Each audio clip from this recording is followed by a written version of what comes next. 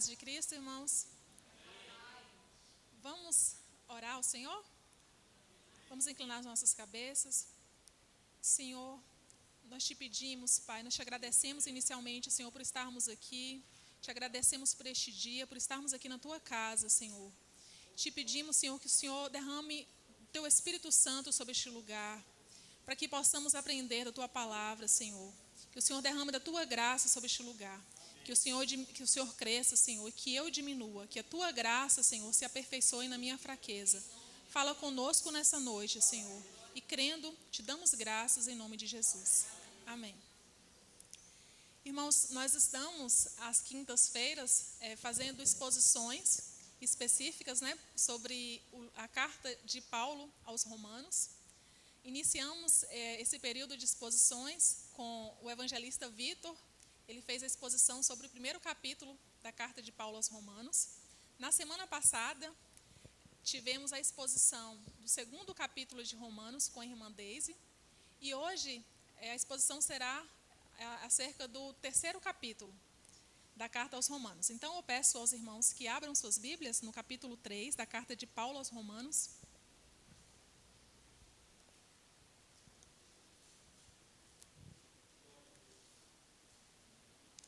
Capítulo 3. Eu vou utilizar aqui a Bíblia com a tradução NVI. A partir do versículo 1.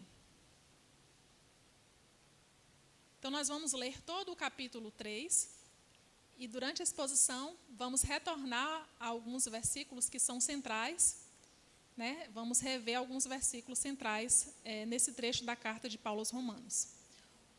Começando a partir do versículo 1. Que vantagem há, então, em ser judeu? Ou que utilidade há na circuncisão? Muita, em todos os sentidos. Principalmente porque aos judeus foram confiadas as palavras de Deus. Que importa se alguns deles foram infiéis? A sua infidelidade anulará a fidelidade de Deus? De maneira nenhuma. Seja Deus verdadeiro e todo homem mentiroso, como está escrito, para que sejas justificados nas tuas palavras e prevaleças. Mas se a nossa injustiça ressalta de maneira ainda mais clara a justiça de Deus, que diremos? Que Deus é injusto por aplicar a sua ira? Estou usando o argumento humano. Claro que não. Se fosse assim, como Deus iria julgar o mundo? Alguém pode alegar ainda: se a minha mentira ressalta a veracidade de Deus, aumentando assim a sua glória, por que sou condenado como um pecador? Por que não dizer, como alguns caluniosamente afirmam, que dizemos, façamos o mal para que nos venha o bem? A condenação dos tais é merecida. Que concluiremos então? Estamos em posição de vantagem? Não. Já demonstramos que tanto os judeus quanto os gentios estão debaixo do pecado. Como está escrito, não há nenhum justo, nenhum sequer. Não há ninguém que entenda, ninguém que busque a Deus. Todos se desviaram, tornaram-se juntamente inúteis. Não há ninguém que faça o bem. Não há nenhum sequer. Suas gargantas são como um túmulo aberto. Suas línguas enganam. Veneno de serpentes está em seus lábios. Suas bocas estão cheias de maldição e amargura. Seus pés são ágeis para derramar sangue. Ruína e desgraça marcam seus caminhos, e não conhecem o caminho da paz. Sabemos que tudo o que a lei diz, o diz àqueles que estão debaixo dela, para que toda boca se cale e todo mundo esteja sob o juízo de Deus.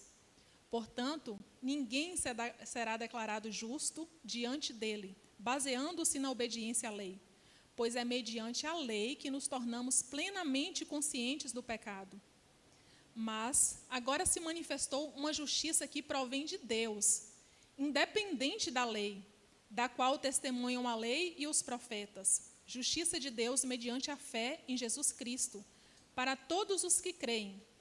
Não há distinção, pois todos pecaram e estão destituídos da glória de Deus, sendo justificados gratuitamente por sua graça, por meio da redenção que há em Cristo Jesus.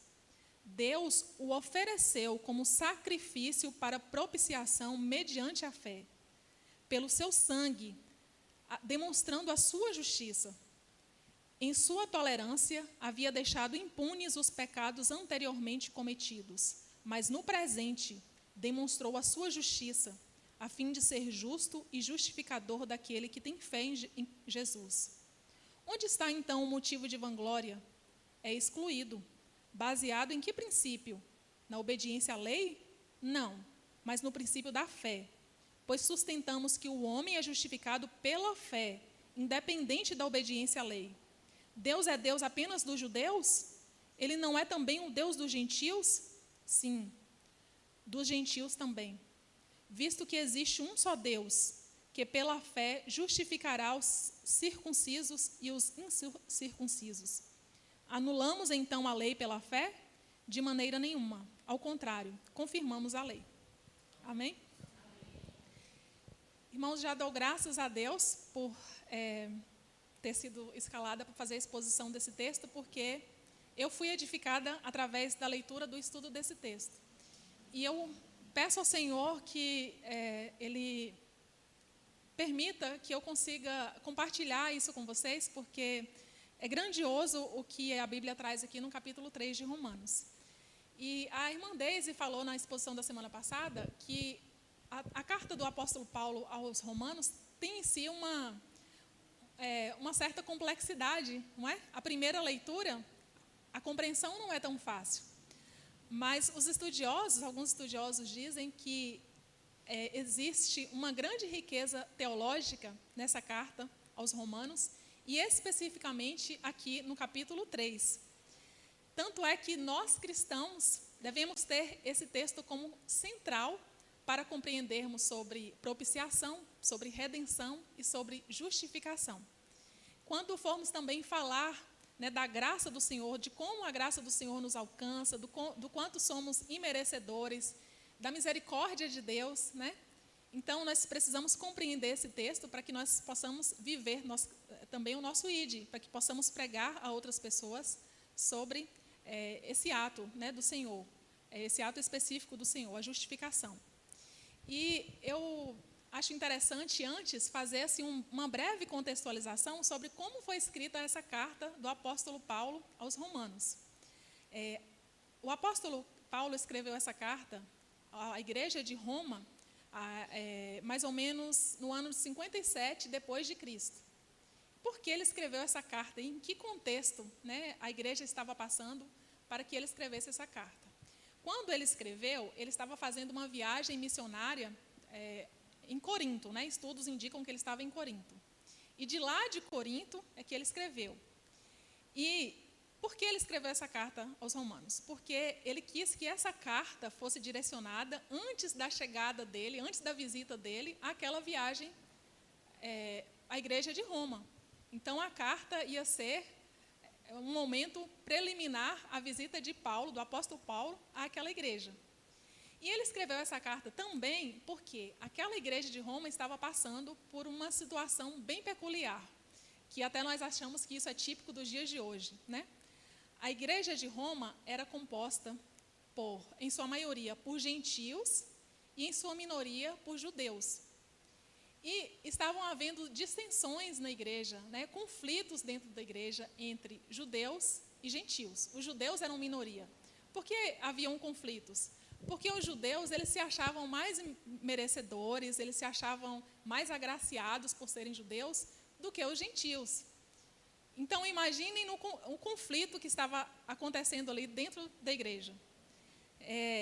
Os judeus, eles ainda se achavam na obrigação de cumprir certas leis, em relação ao que deviam comer, ao que não deviam comer, em relação ao dia que deveriam santificar, os dias santificados ou não. Então, eles ainda se achavam na obrigação. E eles estavam sendo desprezados pelos gentios, que eram maioria, por conta disso. E os conflitos, eles eram tão intensos que nós podemos ter, assim, vislumbrar a gravidade da situação se nós adiantarmos lá um pouquinho nos versículos iniciais do capítulo 14. Eu vou convidar os irmãos a visitarem aí o capítulo 14 de Romanos, da carta de Paulo aos Romanos, para percebermos que cenário estava vivendo aquela igreja. Amém? Diz assim: os fracos e os fortes. Aceitem o que é fraco na fé, sem discutir assuntos controvertidos. Um crê que pode comer de tudo, já outro, cuja fé é fraca, come apenas alimentos vegetais. Aquele que come de tudo não deve desprezar o que não come, e aquele que não come de tudo não deve condenar aquele que come, pois Deus o aceitou. Quem é você para julgar o servo alheio? É para o seu Senhor que ele está em pé ou cai, e ficará em pé, pois o Senhor é capaz de o sustentar. Há quem considere um dia mais santo que o outro, há quem considere iguais todos os dias. Cada um deve estar plenamente convicto em sua própria mente. Aquele que considera um dia como especial para o Senhor, assim o faz. Aquele que come carne, come para o Senhor e dá graças a Deus. Aquele que se abstém, para o Senhor se abstém e dá graças a Deus. Porque nenhum de nós vive para si, nenhum de nós morre apenas para si. Se vivemos, se morremos, se vivemos, vivemos para o Senhor. Se morremos, morremos para o Senhor. Assim, quer vivamos, quer morramos, pertencemos ao Senhor. Então, vamos voltar lá no capítulo 3. Este era o cenário vivenciado pela igreja de Roma. Então, eles entravam em conflitos por assuntos tão corriqueiros e aquilo estava afetando demais a igreja de Roma. Nós imaginamos que esses conflitos, eles são específicos, né, da nossa atualidade, não é? Nós imaginamos que as dissoluções existentes nas igrejas hoje são desse período. Jesus está voltando porque existem divisões nas igrejas, né?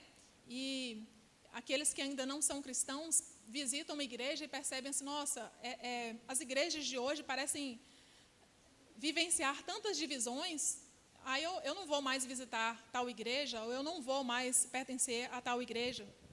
Mas desde aquele período, desde aquela época, haviam esses conflitos, né? Porque somos diferentes. Os conflitos existem, né? Porque alguns são mais fracos na fé. Alguns têm certas convicções que outros não têm. E se não compreendermos aquilo que ele traz aqui lá no capítulo 14, que acabamos de ler, né? Que nós devemos viver para Cristo. Devemos entender que se morremos, morremos para Cristo. Então, tudo o que fazemos é para o Senhor.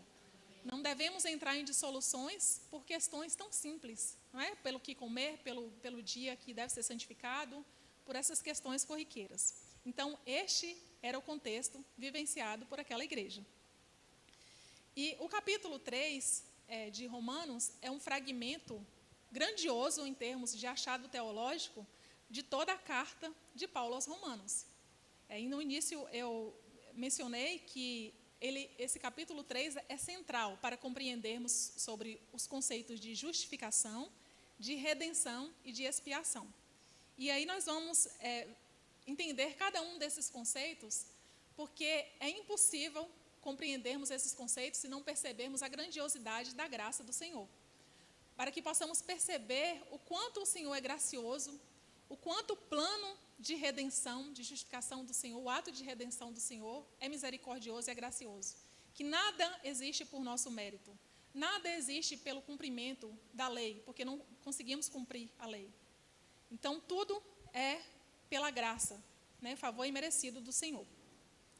Então, se os irmãos já leram o capítulo 1 e 2, ou estiveram aqui na exposição do capítulo 1 e 2, será mais fácil a compreensão desse texto do capítulo 3. Mas o capítulo 3, ele vai trazer inicialmente essa pergunta que o apóstolo Paulo direciona à igreja, né, considerando este cenário. Ele começa com essa pergunta: que vantagem há, então, em ser judeu, ou que utilidade há na circuncisão? Ele fala, existe uma vantagem em todos os sentidos. Primeiro, porque as palavras do Senhor, elas foram dadas primeiro aos judeus. Então, vamos nos lembrar lá do Antigo Testamento, né, em que as palavras do Senhor, elas se manifestaram, foram reveladas ali, né, foram escritas e foram apresentadas aos judeus. Então, essa é uma grande vantagem. Mas aí depois, o apóstolo Paulo coloca os gentios e os romanos, os gentios e os judeus, no mesmo cárcere. Ele dá aquela má notícia, né? A notícia que apavora a todos. Todos são pecadores. Todos são pecadores. Não existe ninguém que por seus próprios méritos, né, pelo seu próprio merecimento, alcance a justiça de Deus. Todos são pecadores. E aí lá no capítulo 3, no capítulo 4 diz: de maneira nenhuma seja Deus verdadeiro e todo homem mentiroso, como está escrito, para que sejam justificados nas tuas palavras e prevaleças. Então, judeus e gentios eram injustos. Judeus e gentios eram pecadores. O apóstolo Paulo, ele traz esse veredito e apresenta para aquela igreja. Todos vocês, tanto judeus quanto gentios, são pecadores e carecem da graça do Senhor. Então, ele vai apresentar o ato de justificação. Ele vai apresentar aos judeus e gentios o que significa justificação. Justificação é um ato específico de Deus para os injustos, para os pecadores. Justificação significa ser declarado justo. Quem é que pode declarar um pecador justo? Quem é? Deus. Por quê? Porque Deus é soberano. Porque a última instância do tribunal de Deus é quem? É Deus. E aí, o pregador Hernandes Dias Lopes, ele até faz uma pergunta que é interessante. Pode um justo, né, o justo, declarar um injusto justo? Pode? É justo que o justo nos declare, nós injustos, nos declare justos? Pode. Por quê? Porque a justiça é de Deus. A justiça não é fundamentada em nossa justiça. A justiça de Deus não é parametrizada pelos nossos próprios conceitos de justiça. Então, é isso que é justificação. Um ato jurídico de Deus que nos declara justos. E como é que é feito esse ato declaratório de Deus? Através da redenção, da morte de Jesus na cruz. Amém? Então, justificação, ser justificado é ser declarado por Deus. Aí você me pergunta assim, mas Miriam, você é pecadora, né? Todos aqui que nascemos de novo, tem alguém aqui que nasceu de novo, que se tornou cristão, que deixou de ser pecador? Não tem. Tem alguém aqui que visita a nossa igreja que não é pecador? Todos nós somos pecadores, todos nós. Nós que estamos aqui há 20 anos ou há 1 ano, somos pecadores. Nós que temos 40 anos de idade, 50 anos de idade, e aquele que tem 10, todos são pecadores. Todos somos igualmente pecadores. Essa é a má notícia. Todos somos pecadores. Não há um justo sequer. Não há alguém que seja justo. Mas aí, todos pecamos. E qual é o salário do pecado? A morte. Então, estávamos condenados à morte. E aí que entra o ato de justificação. Nós que fomos condenados à morte, né? Nós estávamos condenados à morte, por quê? Porque pecamos, porque somos pecadores. E aí só um justo poderia nos redimir. E aí Deus, Ele envia o seu único filho para morrer por nós. Ele envia um justo para pagar a nossa dívida. E por isso que, através da redenção, né, de Jesus na cruz, nos tornamos justos, fomos justificados por Deus. Tínhamos uma dívida impagável, irmãos. Isso é tão fácil de compreender. Tínhamos uma dívida impagável. Deus, Ele não simplesmente nos perdoou, porque é muito simples, né? Se eu devo 1 milhão para a Adriana. Adriana, eu não consigo pagar 1 milhão para você. A Adriana fala, tá, tudo bem, Miriam, você me deve. Eu perdoo. Você me deve, mas eu perdoo. Isso é perdoar. Não é? Eu continuo, eu tinha uma dívida. A justificação é algo muito maior do que o perdão. Por quê? Porque Jesus, justo, pagou por nossos erros, pagou por nossos pecados, pagou a nossa dívida, que era impagável, morrendo por nós na cruz. E esse foi o ato de redenção. Através do ato de redenção, Deus nos justifica. Então, Ele foi lá, quitou a dívida para que fôssemos justificados por Deus. Então, irmãos, naquele contexto em que judeus e gentios estavam brigando, um queria ser mais santo do que o outro, um queria ser mais merecedor do que o outro, e aí o apóstolo Paulo diz, somos justificados por Deus. E acessamos a justificação através da nossa fé em Deus. Amém? Então, a base da justificação está no justo? Está no injusto? Está em mim? Não está. A base da justificação está na redenção, na morte de Jesus Cristo para pagar as nossas dívidas. A ira do Senhor se derramou sobre ele. A ira que era destinada a mim e a você foi derramada sobre ele. E lá na cruz ele pagou essa dívida. Então, Deus nos justifica através da redenção. E é interessante que o termo redenção, irmãos, é proveniente do mercado de escravos, né? Naquela época, alguém comprava um escravo e o libertava, né?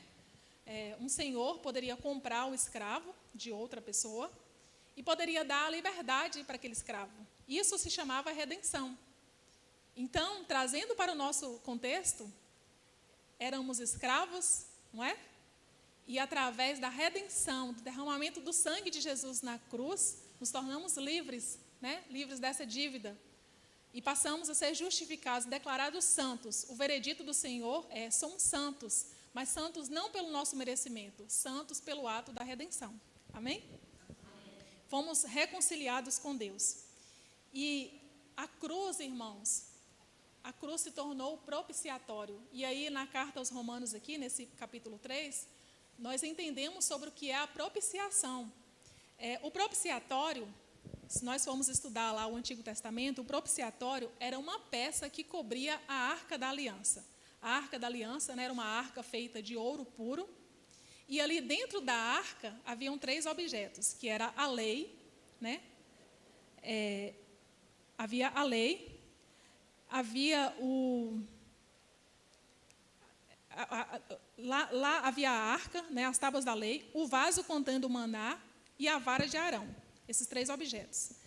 E somente os sumos sacerdotes, eles podiam entrar num lugar chamado Santo dos Santos, eles entravam ali uma vez por ano, para fazer uma oferta, né, era o dia da expiação.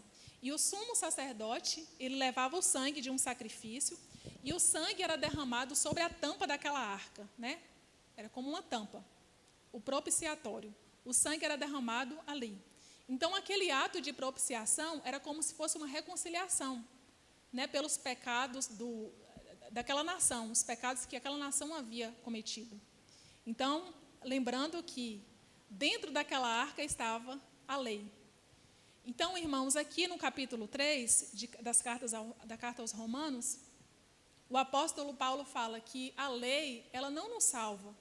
A lei, ela serve para que possamos ter consciência do quanto somos pecadores. Então, nós lemos a palavra do Senhor para que possamos compreender o quanto somos pecadores, o quanto a nossa natureza é inclinada ao pecado, o quanto nós erramos. E aqui ele até tece alguns comentários sobre o quanto somos pecadores, o quanto somos injustos. Ele diz no versículo 10, não há nenhum justo, nenhum sequer. Não há ninguém que entenda que busque a Deus, todos se desviaram. E aí ele vai se aprofundar nessa natureza pecaminosa do homem. Ele fala que suas gargantas são como um túmulo aberto, suas línguas enganam, veneno de serpente está em seus lábios. Não temos um homem na face da terra que nunca tenha usado seus lábios para maldizer. Não existe um homem na face da terra que nunca tenha usado seus lábios como fonte de amargura, porque essa é a natureza humana. O homem é pecador, a natureza do homem é declinada ao pecado. Não existe um justo, não existe um justo sequer. Nossa natureza é pecaminosa. O homem não conhece o caminho da paz. O homem acha que é inútil, a natureza do homem é inclinada a achar que é inútil temer a Deus. Então, tudo o que a lei diz para que possamos ter consciência do quanto somos pecadores. Não é a lei que salva. É através da lei que percebemos o quanto pecamos, o quanto carecemos da graça do Senhor. Então, o que nos declara justos, irmãos? O que nos salva? Jesus. O ato de redenção de Jesus possibilitou, né, fez com que o Senhor nos declarasse justos.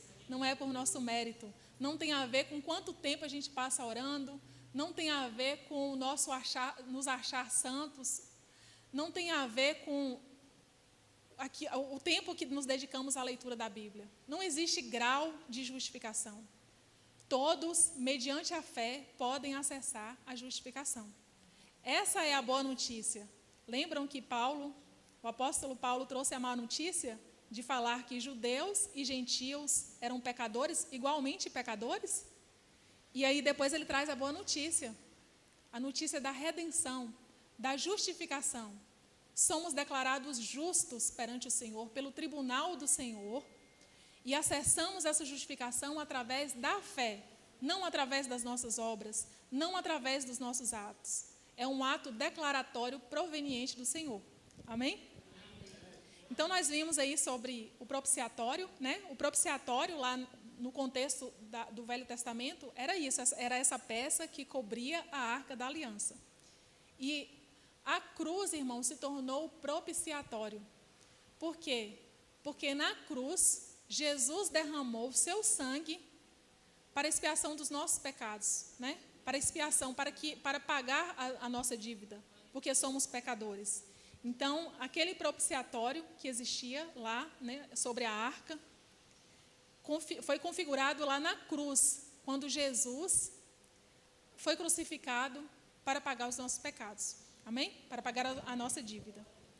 E aí vamos aqui adiante no versículo 21 do capítulo 3, fala sobre a justiça por meio da fé. Mas agora se manifestou uma justiça que provém de Deus, independente da lei, da qual testemunham a lei e os profetas. Justiça de Deus mediante a fé em Jesus Cristo para todos os que creem. Não há distinção, pois todos pecaram e estão destituídos da glória de Deus, sendo justificados gratuitamente por sua graça, por meio da redenção que há em Jesus Cristo. Irmãos, existe algum preço da redenção para nós? Para nós a redenção é gratuita. A justificação é gratuita. Somos justificados gratuitamente. Não existe nada que possamos fazer para pagar a justificação. Não existe nada, nada está ao nosso alcance. Nada, absolutamente nada. É através da graça do Senhor. E é por isso que eu disse no início que é impossível não lermos esse texto e não sermos impactados com o amor do Senhor. O amor do Senhor nos constrange. O amor do Senhor nos alcança. A graça do Senhor é abundante em nossas vidas. E nós acessamos essa justificação por meio da redenção que há em Jesus Cristo. Aqui diz no versículo 25, Deus o ofereceu como sacrifício para propiciação, mediante a fé, pelo seu sangue, demonstrando a sua justiça. Amém, irmãos? Amém. Através do sangue de Jesus Cristo, derramado na cruz, Deus ofereceu o seu filho, seu único filho, como sacrifício, para que a nossa dívida fosse paga, a nossa dívida impagável.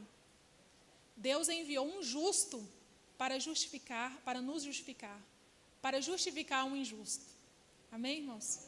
Por quê? Porque um injusto não poderia justificar um injusto.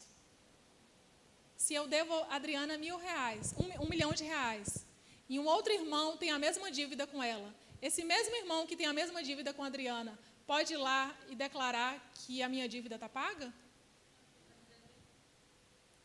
Um injusto não pode justificar o injusto. Só Jesus Cristo, justo, Cordeiro Santo, perfeito, poderia nos justificar. Amém, irmãos? Poderia nos redimir na cruz. E aqui, no versículo 28, do mesmo capítulo 3, ele diz, pois sustentamos que o homem é justificado pela fé, não é? Nós acessamos essa justificação através da fé em Deus, independente da obediência à lei. Eu não posso dizer que eu sou mais justificada porque eu creio mais no Senhor. Eu obedeço mais ao Senhor. Não é por obediência, não é por mérito. É claro que existe um grau da santificação, né? Um cristão, ele pode se tornar mais santo do que o outro, por comunhão com Deus, né, por estar mais tempo na presença de Deus, mas justificação não. Não existe grau de justificação. Todos somos justificados e acessamos a justificação através da fé. E aí aqui ao final do capítulo 3, lá no versículo 30, o apóstolo Paulo diz: visto que existe um só Deus, pela fé justificará os circuncisos e os incircuncisos. Anulamos então a lei pela fé? Não, de maneira nenhuma. Ao contrário, confirmamos a lei. Por que, irmãos? Por que precisamos da lei? Para que nós possamos nos tornar conscientes do quanto pecamos. Amém? Quando nós nos tornamos conscientes do quanto somos pecadores, do quanto os nossos lábios são impuros, pecadores, fica mais fácil compreendermos que nós não anulamos a lei pela fé. E lá no capítulo 4, na próxima exposição, nós vamos compreender sobre essa correlação entre a lei e a fé a partir da vida de Abraão, né? A Bíblia nos traz esse exemplo de Abraão para que possamos compreender isso. Então, irmãos, que possamos deixar de lado nossas diferenças, né? Que possamos deixar de lado o nos acharmos merecedores ou imerecedores, nos acharmos ora mais santos, ora menos santos, ora mais merecedores e ora menos merecedores, porque isso também faz parte da nossa natureza, não é? Em alguns momentos nos achamos mais merecedores, muitas vezes inconscientemente e muitas vezes conscientemente, porque o nosso coração é pretensioso, o nosso coração é vaidoso e achamos que se ficarmos muito tempo na presença de Deus, se esmiuçarmos a palavra do Senhor, se pregarmos o Evangelho, se vivermos uma vida que achamos que está reta diante de Deus, nós achamos que somos merecedores, mas não somos. Amém? Todos somos imerecedores. Então é isso que precisamos entender. Primeiro, essa má notícia de que estamos todos no mesmo cárcere.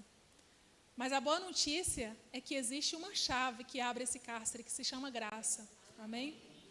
A graça do Senhor abre esse cárcere.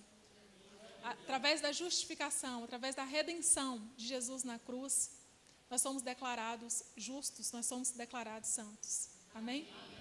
Então eu deixo essa reflexão com os irmãos e que nas próximas exposições, né, possamos compreender ainda mais sobre como a graça do Senhor nos alcança. Amém?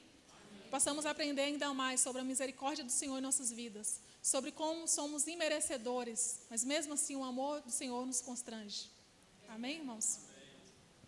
Eu agradeço e passo ao evangelista Vitor.